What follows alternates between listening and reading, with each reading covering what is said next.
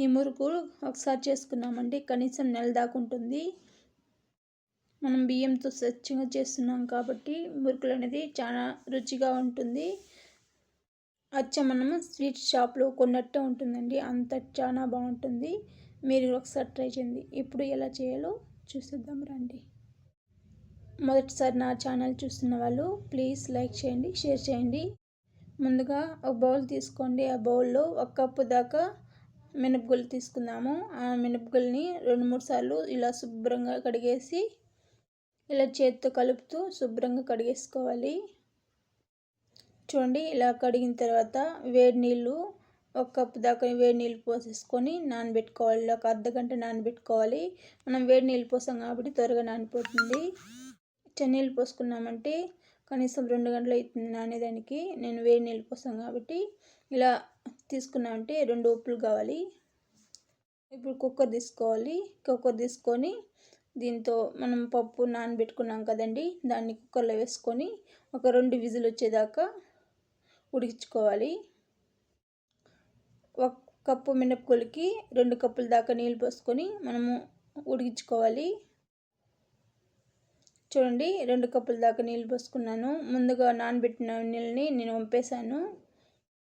ఇలా 2 కప్పుల దాకా నీళ్ళు పోసుకొని మీడియం ఫ్లేమ్ని మనము పప్పు అనేది ఉడికించుకోవాలి. అప్పుడే బాగా ఉడుకుతుంది. మనం మినపప్పుని గ్రైండ్ చేసుకోవడానికి ఒక మిక్సీ జార్ తీసుకోవాలి. మినపగుళ్ళు చూడండి చాలా చక్కగా ఉడికింది. నీళ్ళు ఎక్కువ పోయలేదు, నేను కరెక్ట్గా సరిపోయింది. ఇలా నీళ్ళు ఏం పోయకుండా ఇలా మెత్తగా గ్రైండ్ చేసుకోవాలి. స్పూన్తో చూపిస్తాను చూడండి, ఇలా మెత్తగా గ్రైండ్ చేసుకోవాలి. ఇక్కడ ఇలా పలుకులు లేకుండా ఇలా మెత్తగా గ్రైండ్ చేసుకున్నామంటే మనం పిండి కలిపేటప్పుడు బాగుంటుంది. ఒక బౌల్ తీసుకొని ఆ బౌల్లో 4 కప్పుల దాకా బియ్యం పిండి తీసుకోండి. మైదా పిండితో కూడా చేస్తుంటారు, అది కూడా వీడియో పెడతానండి త్వరలో. స్వచ్ఛంగా ఇలా మిల్లు కాడిచ్చిన బియ్యాన్ని ఒక 4 కప్పుల దాకా తీసుకోవాలి. మనము నీళ్ళంతా ఏమి యాడ్ చేసుకుండా మనం మినపప్పు గ్రైండ్ చేసుకున్నదంతా చేస్తున్నాం కాబట్టి అది చాలా బాగుంటుంది. వామును ఇలా క్రష్ చేసి తీసుకోండి. అలాగే తెల్ల నూగులు వేసుకోండి. తెల్ల నూగులు ఇష్టం లేని వాళ్ళు బ్లాక్ అయినా వేసుకోవచ్చు. అలాగే 1.5 స్పూన్ దాకా కారం వేసుకోండి. నేను సాల్ట్ వేసుకున్నానండి, అది వీడియో స్కిప్ అయింది. మనము గ్రైండ్ చేసుకున్న మినపప్పు కొద్దిగా వేసుకుంటూ నీళ్ళు పోయకుండా ఇలా కలిపేసుకోవాలి. ఏమాత్రం నీళ్ళు అయితే పోయినా లేదండి. మనము మినపప్పు గ్రైండ్ చేసుకున్నాం కదండి, అది కొద్దిగా వేసుకుంటూ ఇలా ముద్దలాగా కలిపేసుకోవాలి. ఒకేసారి వేయకుండా ఇలా కొద్దిగా వేసుకుంటూ కలుపుకున్నారంటే చూడండి చక్కగా వచ్చింది. చూసారా, ఇలా కలిపేసుకోవాలి. ఇలా కలుపుకున్న పిండిని కిందికి ఇలా ప్రెస్ చేస్తూ మనము తేమ అనేది ఆరిపోకుండా దీని మీద ప్లేట్ పెట్టుకోవాలి.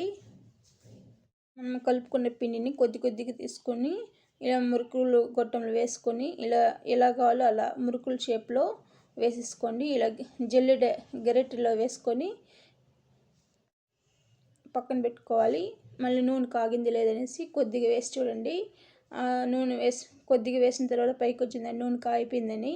ఇప్పుడు మనము మురుకులు చేసుకున్నాం కదండి, దానిలో నూనెలో వేసుకొని ఫ్రై చేసుకోవాలి. మరొకటి కూడా వేస్తున్నాను చూడండి. మీకు చూపించడం కోసమే ఇంకోసారి వేసి చూపిస్తాను.